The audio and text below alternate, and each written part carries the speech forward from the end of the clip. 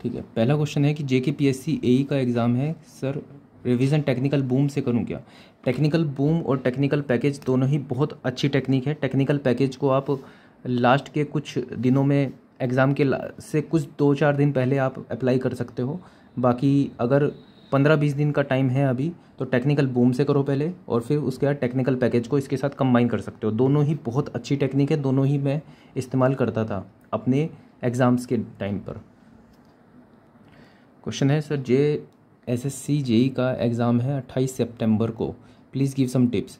Tip यही है कि ये जो टेक्निकल पैकेज मैं कह रहा हूँ, इसको SSC JEE की जगह एक बार JSSC JEE के जो PYQ है उस पर अप्लाई करना, और इस तरह से ही PYQs को कर लेना। डेफिनेटली मार्क्स आपके इंक्रीज़ हो जाएंगे। लास्ट टाइम पर आप ये सब चीज़ें कर सकते हो। नेक्स्ट है, थैंक्स भैया आने के लिए, हमने बहुत मिस किया आपको। मैंने भी आप लोगों को बहुत मिस किया, बस हेल्थ कंस्ट्रेंट ऐसा था कि मैं वीडियो नहीं बना पा रहा था। बाकी डेली 3 सब्जेक्ट्स रिवीजन कर रहा हूँ विद क्वेश्चंस। बहुत बहुत अच्छी बात है ये।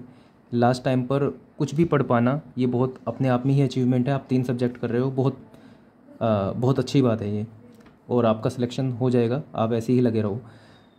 नंबर कम आ रहे हैं टेस्ट में, लेकिन कोशिश 100% है। बिल्कुल कोशिश 100% रखनी है आपको बस अपना जो आपका पार्ट है कि आपको पढ़ाई करनी है, बस इस पे ध्यान दो। नंबर कम ज़्यादा एक्चुअल एग्ज़ाम में आपके ज़्यादा ही आएंगे नंबर, टेस्ट सीरीज़ में ऊपर नीचे हो भी सकते हैं। तो हर एक दिन का बहुत अच्छे से इस्तेमाल करना है, और थोड़ा गाइडेंस देते रहिए। वो मैं डेली वीडियो में आपको गाइड करता ही रहता हूँ, और ऐसे ही करता भी रहूँगा। डेली मैं आप लोगों के साथ ही हूँ आपके एग्ज़ाम तक। तो ऑल द बेस्ट सभी को, आपको भी और सभी को ही। आपको लगे रहना है एग्ज़ाम तक अपने। आगे बढ़ते हैं। क्वेश्चन है, 110 से 115 मार्क्स से नहीं बढ़ रहा है, क्या करूं सर? अच्छा, मोक में 110 से 115 मार्क्स अच्छे हैं, और 110 115 तक आप पहुँचे हो, किसी तरह तो पहुँचे होंगे। आपका जो अथक प्रयास था, आपकी जो कंसिस्टेंसी थी पढ़ाई में, उसकी वजह से आप आज 110 से 115 तक पहुँचे हो। काफ़ी बच्चे यहाँ भी नहीं पहुँचे हैं। तो तरीका वही रहेगा, जिस तरह से आप यहाँ तक पहुँचे हो ऐसे ही आप आगे भी जाओगे। हाँ, जब नंबर काफ़ी ज़्यादा आने लगते हैं 110 115, तो सैचुरेशन हो जाता है। वहाँ पर आपको ज़्यादा मेहनत करनी होती है। तो मेहनत से नहीं भागोगे और डेली मेहनत करते रहोगे, तो डेफिनेटली मार्क्स इंक्रीज़ हो जाएंगे आपके।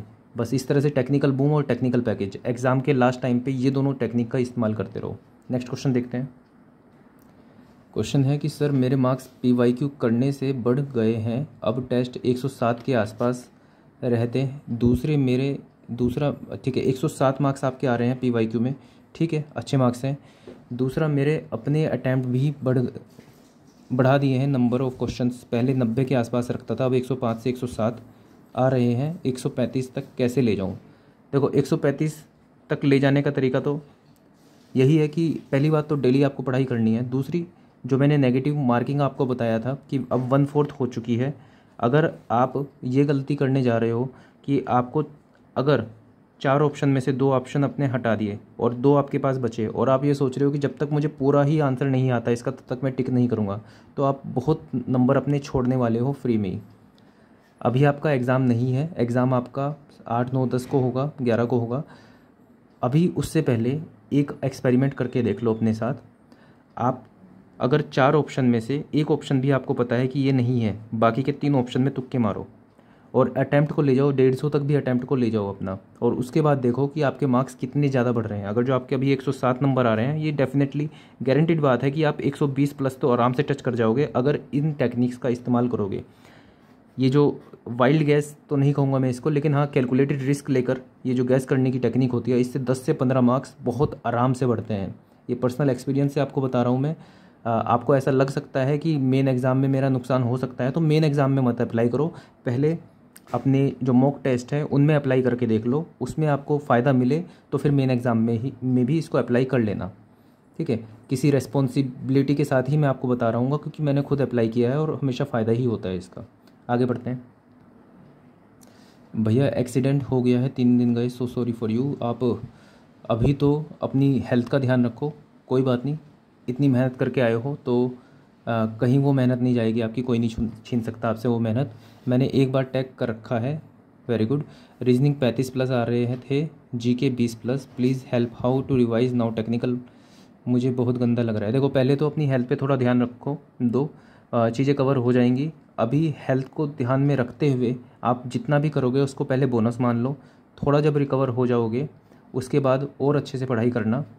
और क्योंकि गिल्टी में रह के तो कुछ फ़ायदा नहीं है। मान लो आप बेड रेस्ट पे हो और आप पढ़ ही नहीं पा रहे हो, तो उस टाइम पे बहुत ज़्यादा सोचना पढ़ाई के बारे में, तो आप हील भी नहीं हो पाओगे। जो आप 4 दिन में हील होने वाले थे वो उसमें 10 दिन आप लगा दोगे। तो अभी आप अगर जो बेड रेस्ट पे हो और कुछ नहीं कर पा रहे हो तो कुछ मत करो। हाँ, उसमें अगर जो आप तब भी कुछ पढ़ ले रहे हो लेकिन वो बिना बर्डन के, बिना स्ट्रेस के पढ़ो, और उस पढ़ाई को एक बोनस की तरह ही मानो। और उसके बाद टेक्निकल पैकेज और टेक्निकल बूम मैंने आपको बताया, उस तरह से कर सकते हो। रीजनिंग का डेली एक टेस्ट दो। ये 35 से आगे बढ़ने चाहिए, 35 मार्क्स से काम नहीं चलेगा, 40 प्लस होने चाहिए और हो जाएंगे। अभी लास्ट के टाइम पे भी डेली 50 क्वेश्चन का सेट लगाओगे तो हो जाएगा आराम से। जीके 20 नंबर बिल्कुल सही है, उस तरह से ही करना। नेगेटिव मार्किंग का जो मैंने अभी आपको बताया है, आपको किस तरह से गैस लगाने हैं उसका थोड़ा इस्तेमाल करोगे तो डेफिनेटली मार्क्स बढ़ जाएंगे। आगे बढ़ते हैं। क्वेश्चन है कि भाई ब्रो बीआरओ मिला है, प्री के बाद ज्वाइन कर लूँ या मेंस तक का वेट करूँ? अभी तो सबसे पहले तो आप प्री दे दो। प्री से पहले तो मत सोचो क्योंकि ज़्यादा दिन नहीं बचे हैं। प्री अच्छे से दो और उसके बाद फिर डिसाइड करना कि वेट करके मेंस लिखना है पहले या फिर क्या करना है। पहले तो प्री अच्छे से दे दो। आगे बढ़ते हैं। इंटरव्यू कैसा हुआ? इंटरव्यू बहुत अच्छा हुआ। मैं ज़्यादा एंग्जियस था इस चीज़ को लेके कि नॉन टेक्निकल ज़्यादा कुछ तो नहीं पूछा जाएगा, लेकिन नॉन टेक्निकल का एक ही सवाल पूछा गया जोशीमठ से रिलेटेड, जो कि मैंने थोड़ा पढ़ा भी हुआ था। बाकी टेक्निकल था लगभग सारी चीज़ें। लगभग हाईवे से शुरू हुआ, हाईवे पे ही ख़त्म हो गया पूरा इंटरव्यू। आरसीसी सोम का भी थोड़ा बहुत पूछा गया, लेकिन हाँ ओके था, कोई दिक्कत नहीं हुई। तो जैसे मैंने सोचा था कि कुछ ब्लंडर ना हो, तो ब्लंडर तो कुछ नहीं हुआ है। एक ओवरऑल एवरेज इंटरव्यू तो मैं इसको मान ही सकता हूँ, जो कि मैंने सोचा भी था कि हाँ एटलीस्ट इतना तो मुझे करना है। क्वेश्चन है कि मेरा 50 मार्क्स ही आ रहा है मॉक में, क्या करूँ? देखो, मैंने आपको हर एक बच्चे की जो टेक्निक होती है वो अलग ही होती है। आपके अभी जितने मार्क्स आ रहे हैं उसके अकॉर्डिंग मैंने चीज़ें बताई थी। मैंने पहले ही बताया था कि 50 से 80 मार्क्स वालों को अभी सबसे पहले रीजनिंग पर ही ध्यान देना है। रीजनिंग में 40 तक ले जाना है। 40 तक कैसे ले जाओगे? ये जो 50 क्वेश्चन के सेट जो मैंने आपको बता रखे हैं, ये 2 लगा लो, तो ये आपके अगर 50 नंबर आ रहे हैं तो मैं ज़्यादा 25 से 30 मार्क्स ही एक्सपेक्ट कर रहा हूँ आपके रीजनिंग में। तो ये 15-20 नंबर तो आप रीजनिंग में ही बढ़ा सकते हो डायरेक्टली। और दूसरा, टेक्निकल पैकेज और टेक्निकल बूम का इस्तेमाल करके टेक्निकल को स्ट्रॉन्ग करो। जीके अभी बिल्कुल छोड़ दो, जितने तुक्के लगेंगे लग जाएंगे। जीके अब बिल्कुल मत करना। टेक्निकल और रीजनिंग से नंबर बढ़ाओ, ये 50 से 100 तक भी जा सकते हैं। आगे बढ़ते हैं। क्वेश्चन है कि सर आपने इंटरव्यू के बारे में एक वीडियो बनाओ, what was asked and what you answered. अभी तो बहुत पीक टाइम है एसएससी जेई का, तो मैं आप लोगों का टाइम ज़्यादा वेस्ट नहीं करना चाहूँगा इंटरव्यू के बारे में बात करके। बाकी ये बहुत अच्छा हुआ। बाकी एक वीडियो मैं बना दूंगा क्या क्या क्वेश्चन पूछे गए थे बिल्कुल डिटेल में, तो वो लेकिन एसएससी जेई के एग्ज़ाम के बाद। नेक्स्ट क्वेश्चन है कि सर मैं 9 से 10 घंटे रोज़ इफ़ेक्टिव कंसिस्टेंट पढ़ाई करता हूँ, लेकिन फिर भी मुझे अपनी नॉलेज में कुछ ना कुछ कमी लगती है। देखो, नॉलेज तो ऐसी चीज़ है कि जब आप ये मान लोगे कि मुझे बहुत कुछ नॉलेज हो गई है, तो उस दिन आप गलत ट्रैक में होंगे। ठीक है, कितनी भी नॉलेज हो जाए वो कम ही होती है। 8 से 9-10 घंटे आप पढ़ रहे हो, बहुत अच्छी बात है। बस डेली एनालाइज ये ज़रूर कर लो कि आपने 9 से 10 घंटे दिए, आज क्या सीख लिया, कितने कॉन्सेप्ट नए सीख लिए, कितने क्वेश्चन प्रैक्टिस कर लिए। इसका अकाउंट अगर जो डेली बना के रखोगे तो ये वाला क्वेश्चन आपके दिमाग में नहीं उठेगा कि आज कुछ नहीं पढ़ा 9 से 10 घंटे पढ़ने के बाद भी। तो इसके लिए आपको एक अकाउंट बनाना पड़ेगा। अकाउंट में क्या होगा, आप अपने आप से पूछना कि कितने कॉन्सेप्ट नहीं पढ़ लिए, कितने क्वेश्चन की प्रैक्टिस कर ली, कितनी सिली मिस्टेक्स देख ली, कितने क्वेश्चन पेपर कर लिए। मतलब ये सब अगर जो आप अपने आप से पूछोगे और रात को सोने से पहले अपने आप को बताओगे कि हाँ ये सब मैंने कर लिया, तो एक सेटिस्फाई होके आपको एक नींद आएगी बढ़िया, और ये वाला सवाल आपके दिमाग में फिर से नहीं आएगा कि नॉलेज में कहीं कमी लग रही है। ठीक है, तो ये करके देखना। आगे बढ़ते हैं। क्वेश्चन है कि सर डीडीए जेई का भी बता दो। शॉर्ट सिलेक्शन स्ट्रेटजी 17 अक्टूबर को उसका एग्ज़ाम है। अभी तो मैं एसएससी जेई की ही वीडियो बना पा रहा हूँ, वो भी काफ़ी मुश्किल से। तो अभी तो एसएससी जेई पे ही ध्यान दो। बाकी 17 अक्टूबर को एग्ज़ाम है। इतना मैं बता सकता हूँ कि टेक्निकल पैकेज और टेक्निकल बूम दोनों का ही इस्तेमाल करो इस वाले एग्ज़ाम के लिए भी, डीडीए जेई के लिए भी। और उसके अलावा जो सिलेबस में चीज़ें हैं वो आप डीडीए जेई के पीवाईक्यू से देख लो। बाकी हाँ, मैंने ये बताया था आपको कि इंग्लिश के लिए डीडीए जेई में आप ऐसा करो, डी ट्रिपल एस बी के TGT के पेपर होंगे, ठीक है, जो टीचिंग वाले होंगे, उसके अंदर इंग्लिश होती है। तो इंग्लिश के बहुत छोटे लेवल के क्वेश्चन आते हैं, जैसे DDA JEE के हैं, वहाँ से इंग्लिश कर लो। और इसके अंदर एप्टीट्यूड रीजनिंग भी होगा, तो वहाँ से उठा के कर लेना, डेली प्रैक्टिस कर लो। आगे बढ़ते हैं। भैया मैं एक दिन में कम पढ़ पाता हूँ लेकिन काफ़ी इफ़ेक्टिव स्टडी कर लेता हूँ।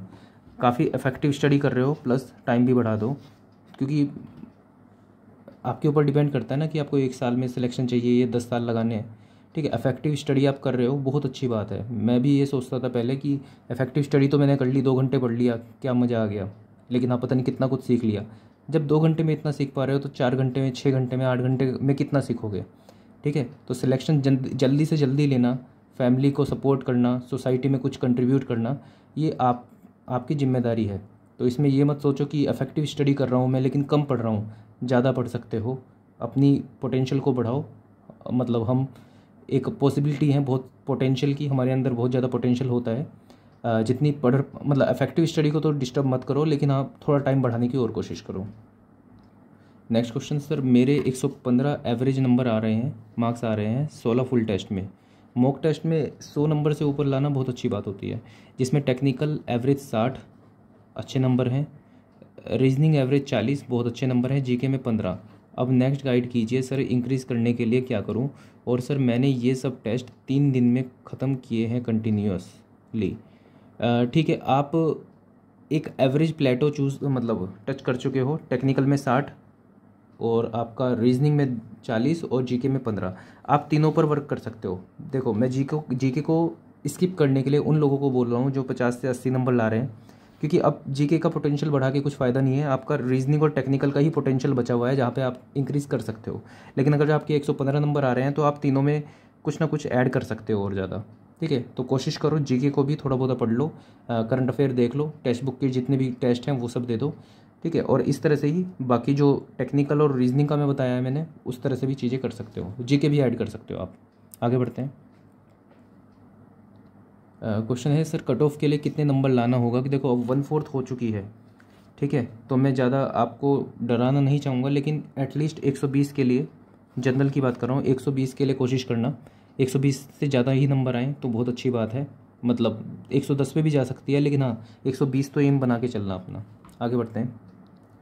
क्वेश्चन है कि don't give any test now, it can down our moral if we get less marks as we are very near to the pre exam. बिल्कुल आपकी बात सही है, मैं अब आपको टेस्ट देने के लिए नहीं बोलूँगा, लेकिन हाँ एक परसों शायद एक टेस्ट दे देना चाहिए फिर भी आपको, ताकि एक मतलब बूस्ट दे आपकी प्रिपरेशन को। जैसे मान लो कल को आप अच्छे से पढ़ाई कर लेते हो, परसों को एक टेस्ट दे के देखो और अपना आकलन करो कि कितने मार्क्स आ रहे हैं, और उसके बाद फिर बाकी के दिन फिर सीधा आप अपना एग्ज़ाम ही देना। तो परसों को आपका टेस्ट रहेगा, परसों को आपको एक टेस्ट देना है बिल्कुल फुल एनर्जी के साथ, फुल पोटेंशियल के साथ, और देखना है कि आप कहाँ पर स्टैंड कर रहे हो। मोरल की बात आपकी सही है, लेकिन हाँ एक टेस्ट तो दिया जा सकता है अभी, ठीक है। तो परसों को आपका टेस्ट होगा। अब क्वेश्चन है सर, मॉक में टेस्ट में 120 125 बन रहा है, मैकेनिकल 2 फुल टेस्ट दिया हूँ बिना complete revision, GK and track, कुछ चांस है कि नहीं है? देखो, मैकेनिकल और इलेक्ट्रिकल की कट ऑफ काफ़ी ज़्यादा हाई जाती है सिविल के कंपैरिजन में, लेकिन 120 125 मार्क्स विदाउट रिवीजन, तो रिवीजन क्यों नहीं कर रहे हो आप? 120 से 125 नंबर अगर आपके आ रहे हैं, वो भी बिना रिवीजन के, तो मजाक में मत लो इस चीज़ को। ये भी बात ये होती है कि आपने बिना मेहनत के आपने कट ऑफ को 1 नंबर से मिस कर दिया, वो बिल्कुल उसके बराबर ही है कि किसी ने बहुत मेहनत की थी और वो 20 नंबर से रुक गया। अगर कट ऑफ से आप पीछे रह गए तो रह गए, भले 1 नंबर से रहे चाहे 10 नंबर से रहे, ठीक है। तो यहाँ पर अपनी लाइफ के साथ मजाक बिल्कुल भी मत करो। रिवीजन का टाइम है बिल्कुल, टेक्निकल बुक और टेक्निकल पैकेज से रिवाइज़ करो। 122 125 का 135 145 भी जा सकता है ढंग से रिवीजन करोगे तो। Next, your link not open due to delete और unavailable for SSC JEE PYQ। SSC जो पिन कमेंट होता है उसके अंदर एक मैं बहुत सारे लिंक का एक कमेंट पिन कर देता हूँ, और उसके साथ साथ दूसरा कमेंट भी मैं पिन कर देता हूँ SSC JEE PYQ के नाम से। वहाँ पर देखोगे तो वहाँ पे मिल जाएगा, इस वीडियो के नीचे डिस्क्रिप्शन में देखोगे तो वहाँ पे भी मिल जाएगा आपको। नेक्स्ट, भैया 100 नंबर आ रहे हैं प्री में, प्री निकलेगा कि नहीं निकलेगा? बहुत डर लग रहा है। आप बताते थे कि 100 आएगा तो हो जाएगा, लेकिन अब 1/4। देखो 1/4 नेगेटिव मार्किंग है तो तुक्के ज़रूर लगते हैं, उसकी वजह से 100 का ये 120 तक भी चला जाता है। तो इसलिए मैं आपको बोल रहा हूँ कि आपको तुक्के तो लगाने पड़ेंगे, और जो मैंने तरीका बताया उससे तुक्के लगाओगे तो फ़ायदा ही होगा। और फिर से मैं आपको बता दूं कि आपको भरोसा होगा, आप ये एक्सपीरियंस ले लोगे पहले एक मॉक टेस्ट में ये तुक्के लगा के, तो आप ज़्यादा अच्छे से तुक्के फिर वहाँ पे लगा पाओगे। तो 10 से 15 नंबर तो तुक्कों के ही मिल जाते हैं। तो कोशिश करना इसका इस्तेमाल करते हुए। बाकी 100 नंबर अभी आपके आ रहे हैं तो कोई बुरी बात नहीं है, अच्छी बात है। आखिरी के इन 7-8 दिनों में अच्छे से तैयारी कर लोगे तो 10 नंबर तो ऐसे ही आपके बढ़ जाएंगे। ठीक है, तो लगे रहोगे तो चीज़ें बहुत अच्छी हो जाने वाली है। अभी बिल्कुल लास्ट का टाइम है, तो यहाँ पर हिम्मत नहीं छोड़नी है आपको। मैं भी आप लोगों के साथ लगा हुआ हूँ, आप भी लगे रहो। ठीक है, तो चीज़ें आसान है, हो जाएंगी। Next question sir. हेलो भैया, मेरा प्लीज़ रिप्लाई। मेरा MPPSC AE का 8 अक्टूबर को पेपर है और JEE का 10/11 में है, तो AE का मेरे को कुछ बता दो कमेंट्स में ही। AE तो देखो, सबसे सही तरीका तो जो मैं आपको बताता आ ही रहा हूँ अभी, कि एग्ज़ाम से 4-5 दिन पहले टेक्निकल पैकेज और टेक्निकल बूम का इस्तेमाल कर लो, बहुत अच्छी प्रिपरेशन हो जाएगी।